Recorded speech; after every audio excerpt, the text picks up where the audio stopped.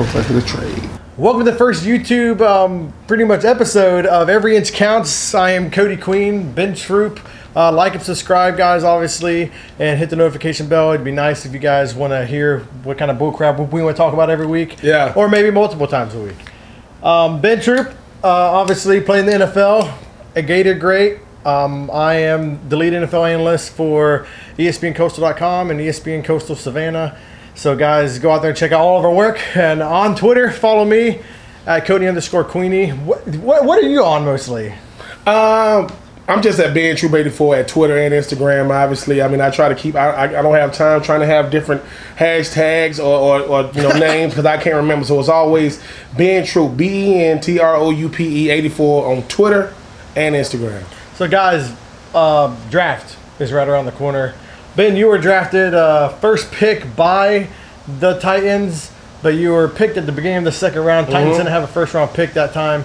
When that time was coming around, I really thought that you were going to go to New England because you were like one of the top tight ends, and you slipped a little bit and went to the Titans. So instead, your other homeboy went over there, and it could have been a completely different story for Ben Troop. But Ben Troop, 3 teams, right? Three separate teams. Yeah, Tampa Bay as well as Oakland on top of Tennessee. So yeah. And then at the end, you were just like, I'm done. Yeah. You retired on your own terms. Retired young. I did. And they got out. Now you're doing awesome on the radio. You were on the radio for a while up in New York City and stuff like that, and like New Jersey. And now you're down here. You found a spot in Savannah. You want to come home. You're back in Georgia. You're hanging out with us. Yeah, man. I mean, the thing about it is everybody today. Obviously, today's draft day. Everybody's thinking I'm gonna be one of the top 32 picks, and then the draft comes. Obviously, my draft in 04 was highlighted by the fact that Eli Manning, before the draft, had stated that was the draft. He said, "I'm not gonna play for the San Diego Chargers, who had the number 1 pick."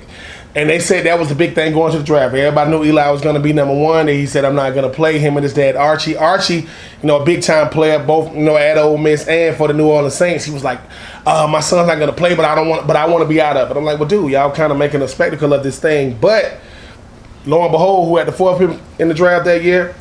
The New York Giants. So the New York Giants, they drafted Phillip Rivers out of North Carolina State, and they just switched. Obviously, I believe it worked out for both parties. Yes, Phillip Rivers never won a Super Bowl. Eli has 2, but Phillip Rivers is going into year 17. Eli just retired. If it takes 16 years to find your replacement, that means you've more than lived up to the It's him, though. Yeah, They found him. They found Daniel Jones. It's him. Yeah. It's him. And the thing about today is this, brings back a lot of memories. Ben Watson out of University of Georgia was a 32nd pick in the draft. That's the one time I wish my first name wasn't Benjamin, because I remember it coming up with the 32nd pick in the draft, then the 32nd pick in the 2004 NFL draft. The New England Patriots select Benjamin, and I'm rising up Watson out of the University of Georgia. But shout out to the homie Ben Watson, who just finished up an incredible 16-year career in the National Football League. But the thing about today is, it's a job well done no matter what happens. Back when I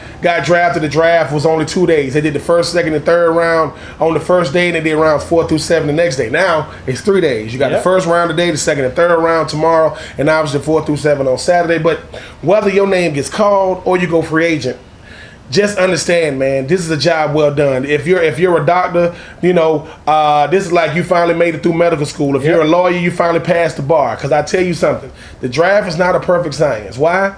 Because Wes Welker, not arguably the greatest slot receiver of all time, was in my draft in 04. He went undrafted. Yep. So the whole thing about it is, it's gonna be a lot of talks about the quarterbacks and the running backs and the defensive tackles and the 37 guys that's coming out from LSU. The great thing about me going to the combine was I got to meet a whole bunch of guys that I never met, guys I saw throughout the course of the year. But I became friends with those guys. Yeah, that's cool, huh? Like, yeah. Everybody from around the country that you saw on TV, you finally come there, you're like, hey, man, what's up? Like, hey, Troop. Like, hey, what's up, man? Of course, and cool. You're gonna meet a bunch of people in two different ways, or 3. Either you're gonna meet them at the East West Shrine, or they had the Hula Bowl back then, or the Senior Bowl, or you're gonna meet them at the Combine, or you're gonna meet them where you train. I trained in New Orleans, Louisiana, Kenner, Louisiana, to be exact. So I met, a bunch of guys. And I met Kevin Jones, who went first round. I met a whole bunch of guys from Florida State. like Stanford Samuels, like Michael Bulwell, like Greg Jones, and the whole thing about it is I started rooting for those guys because I realized, look, man, I want to get drafted. I want to get drafted as high as I can get drafted, but I'm not finna act as if I'm the only one rooting for this thing. But hey, enjoy it. No matter what happens, you made it. When people go, well, I didn't go for... Listen, this is how naive I was. I went second round, 40th overall. Let me show you how crazy life is. In 2000, they used to have the Florida-Georgia High School All-Star Game.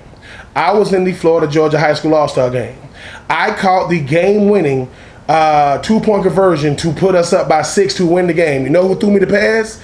David Green of the University of Georgia, who went third round in 2005. A guy that was on the team with me, name was Daryl Smith. Daryl Smith went to Georgia Tech. In 2004, Daryl Smith, out of Georgia Tech, who played with me in the Florida-Georgia High School All-Star Game, went pick 39. I went pick 40. So you had the 39th and 40th pick on the same team in high school, and he went to Jacksonville. So... hey, man, a lot of memories, man, from that 2004 draft. The greatest memory, obviously, getting the phone call. Like, oh, man, it was lit. I mean, you got three. I mean, I know that everybody don't really like Eli, but you got three potential first. I mean, you got three quarterbacks that's going to go in the Hall of Fame: Phillip Rivers, Ben Roethlisberger, Eli Manning. You got arguably the second greatest receiver of all time. That would be Larry Fitzgerald. He's good. Oh, I mean, he was in that 2004 draft. So look, we ain't got no slouches in that draft, man. You had some guys that went out there and made it happen, but I was blessed, man. The only thing that I wanted to do,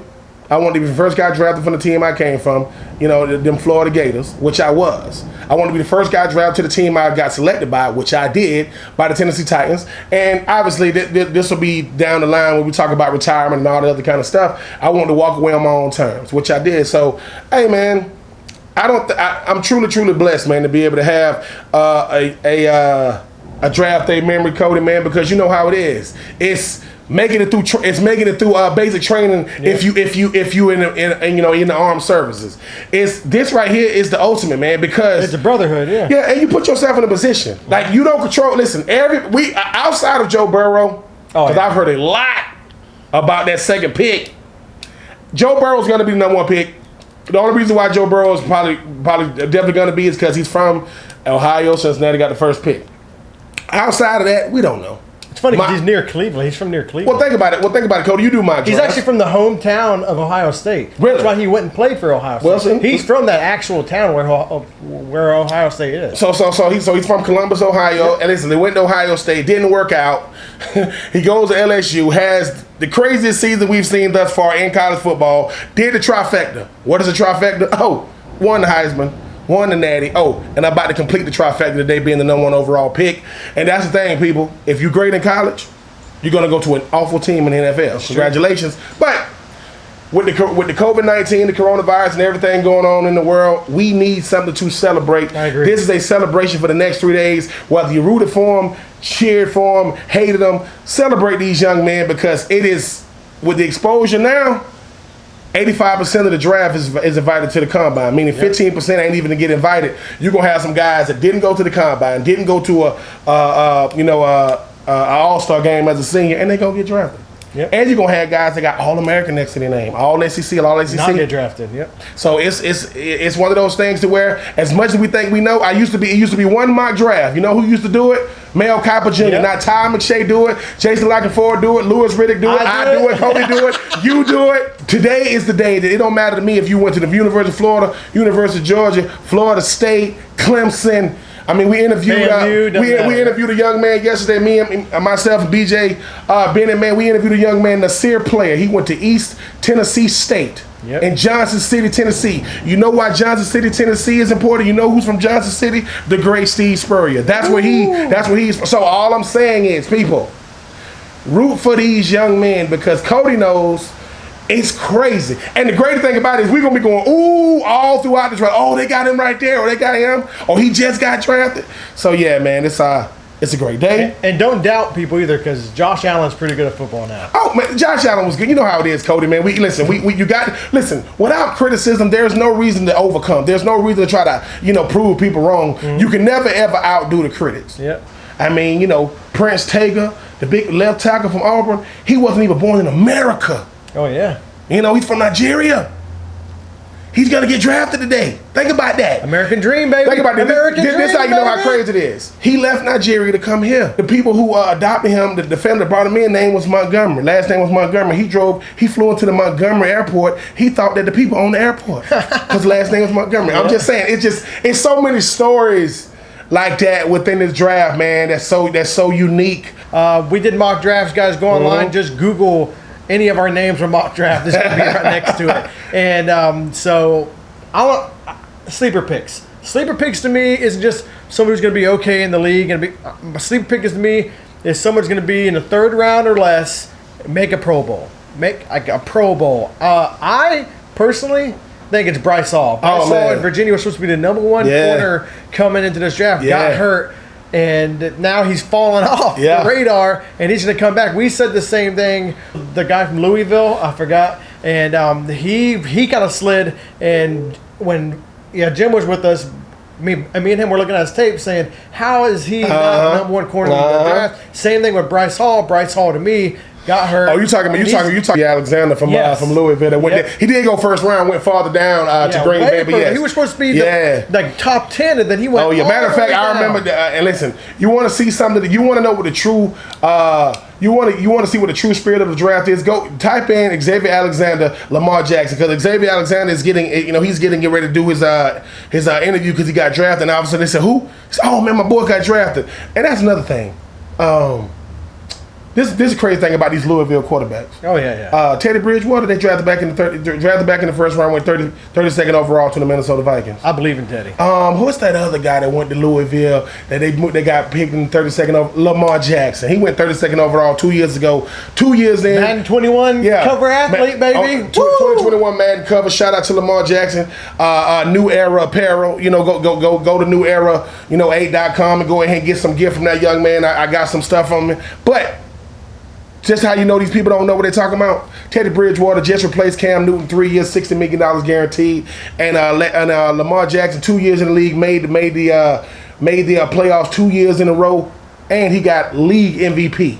Oh, and Joe Burrow, who's going to be the number one pick in the draft, is older than Lamar Jackson. So I'm just saying, man, it doesn't matter where you go. It's what you do after you get there. Handle your business. So who is your sleeper pick for this draft? My third round, go to a Pro Bowl type of pick. Now I know I picked this guy pretty early when we was doing our mock draft, but a sleeper pick to me is a guy that I've got a chance to know the last couple of years out of the University of Georgia, J.R. Reed. Their safety. Think about this. He's a first-team All-American, first-team All-SEC. This man was a transfer from Tulsa. All I know is Richard LeCounte was supposed to be the man at Georgia, and he will be. Got outplayed 2 years in a row by J.R. Reed. Bryce Hall is Cody's sleeper pick out of Virginia. This young man, all I want to see is can he play man-to-man on an island, because that UVA defense, they play more zone. J.R. Reed, 2 years ago in the SEC championship game against Alabama, turn the tape on. Watch J.R. Reed. He gonna be the one getting the picks over, on the sideline with the gold shoulder pads on, with the spikes coming out, looking at the J.R. Reed is a player, people, and he 2 years ago, man, at the SEC media days, he up there with that big G, because he won the SEC. He all up in my, like this. He plays in the SEC. Hey, man, he plays in the SEC, guys. I don't care how biased I sound. I'm not even from the South. If they're playing the SEC, I'm automatically going to notch them up a little higher than somebody who plays in the Big Ten or some crap like that. Like, the SEC, how many top 25 teams did they have last year? It is ridiculous. He was playing against LSU. He was playing against the big dogs. He was nice. And he did extremely well. Listen, I think he outplayed Grant Delpit, who's definitely going to get drafted over him. But here's another sleeper pick. And that's pick. why on your mock draft, you believed in it and you took him. I had a J.R. Reed going to the first round to the Philadelphia Eagles to go ahead and help another coastal Georgia area beast. Slay. You know what I'm saying? The big play Slay. But here's another one that you need to watch out for. What's that team in the Sun Belt that keep on winning the Sun Belt? What's the name? Appalachian State. They got a running back named Darrington Evans. Beast. Not just has track speed. Oh yeah. I think he had like 18 touchdowns last year. I think he was Sun Belt Offensive Player of the Year. I could be wrong, but go ahead and check my stat. But guess what? He can do it in two ways. He must do it all at the running back position. He can run it, he can catch it, he can block, but don't kick that ball to him, because he might have reservations for 6. Darrington Evans, big time running back out of Appalachian State. That's my sleeper pick, because I know it's a crowded running back room. That young man gonna make noise, because last time I checked, man, that boy is a hooper. Type in Darrell Evans, type in J.R. Reed, type in Bryce Hall on YouTube. Watch these young boys go out there and ball. I would get in trouble if I didn't say this as an additional sleeper pick. DJ Dallas. Of course, DJ. He's a friend of mine. He's a friend of us. Of course, DJ. They repeatedly, and I believe this, said that he is the best pass protecting back in the draft. So anybody who wants to keep an old man healthy, Dallas. there are a bunch of them. There's the Colts. There's now the Bucks would be a great spot right there just for pass protecting alone. Jacksonville We know as he well. can pound the rock, but if they're just talking about pass protecting alone, Any one of them. Listen, the Miami Dolphins could use him. He's down there in Miami. Maybe the Jacksonville Jaguars. Maybe the Tampa Bay Bucks. But this thing about DJ, every time that Falcons could use him. Every for time pass that Miami protection. Hurricanes offense sputtered, it's because they weren't giving DJ the ball. Every time that offense was moving, they was handling the rock. They was throwing it to him, and just like Darrell Evans. Oh, DJ Dallas is not a one-trick pony. Don't kick it to him. Cause see, that's how he made a name for himself first when he first got to Miami.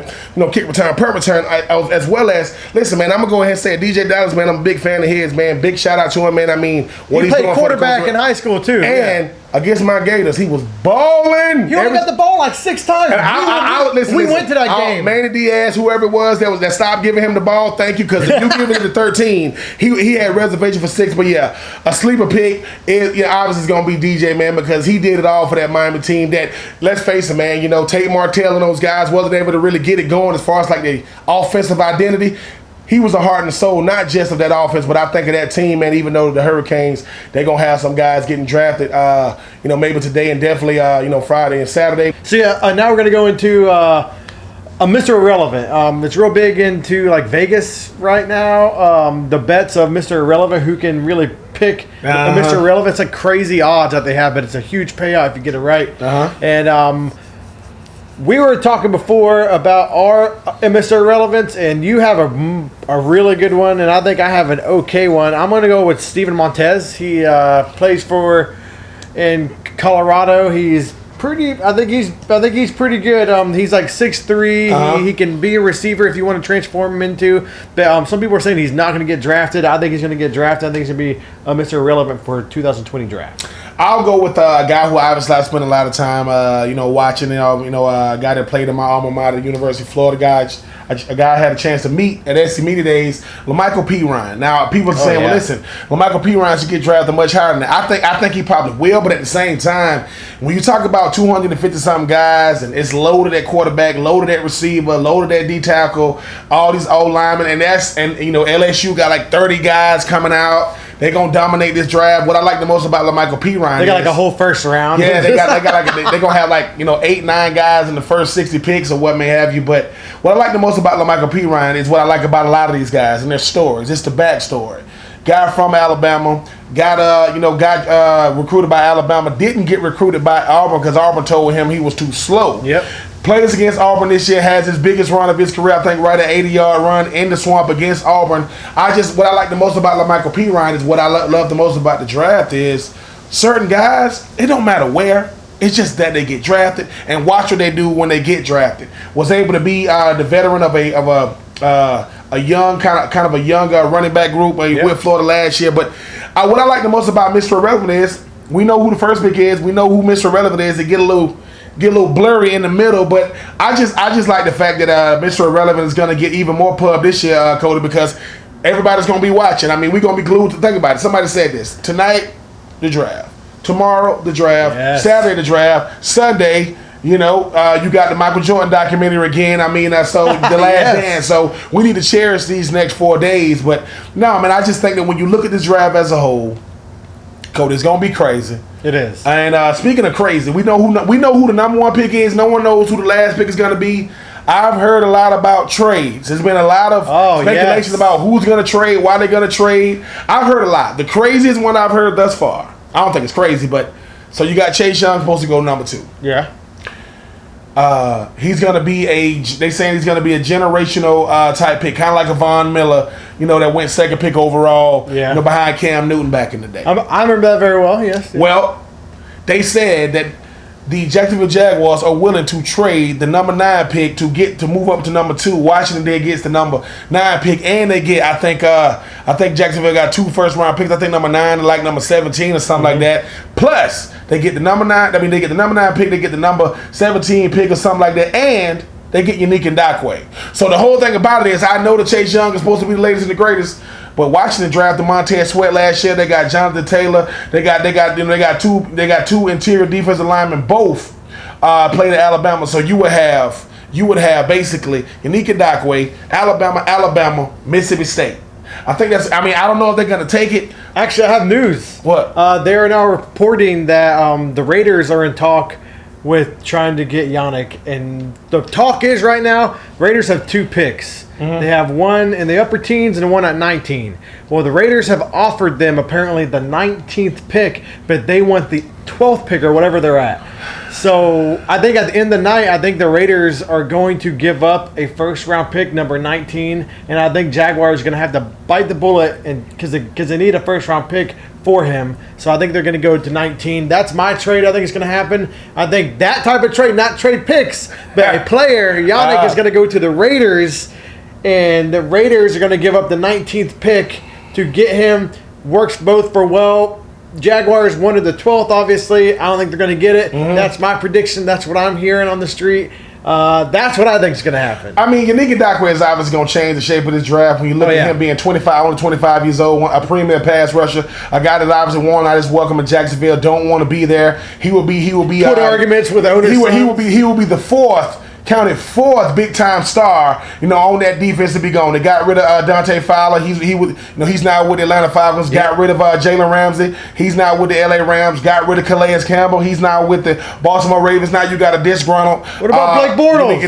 I mean, and Blake Bortles, for those of you who forgot, was a backup last year to where the LA Rams. So he was back. So Jared Goff and the LA Rams was a bad injury away from having Blake Bortles, but.